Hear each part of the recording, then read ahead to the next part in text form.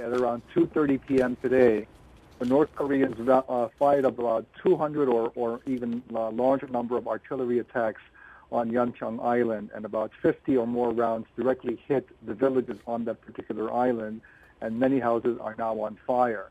Some 4 people have been hurt, 4 soldiers on our side have been hurt, and we have returned fire, and the Air Force is on standby alert. I don't think this is going to flare up into a major conflagration, but of course, we are very, very concerned and watching the issue very, very closely. What is the fear here that this could perhaps escalate beyond what we're seeing now and hearing? Well, there are 2 critical issues here. The first is, as you know, North Korea just announced through a U.S. scientist, Dr. Hacker, who visited Pyongyang not too long ago, that they were working on a highly enriched uranium nuclear program, and they basically told him that they're on the verge of escalating nuclear tensions. The U.S. Special Representative for North Korea, Ambassador Steve Bosworth, was just in town yesterday, and he had discussions with Korean officials, and he's off to Beijing and Tokyo.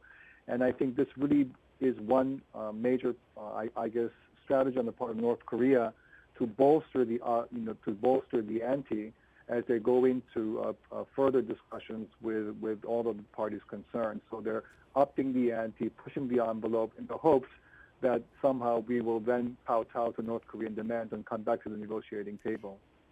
So when you're looking at a situation like this, do you feel that this is being carefully choreographed by North Korea?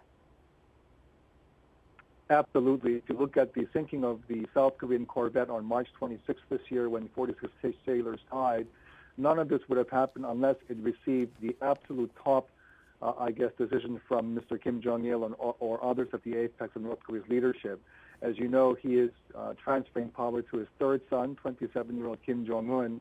So North Korea wants to basically make sure that the outside world, quote-unquote, respects what's happening in Pyongyang. But once again, the recent attacks today on the Yeonpyeong Island, they also had a number of rounds that landed on our South Korean waters yesterday. All of this would not have happened without explicit orders from the top.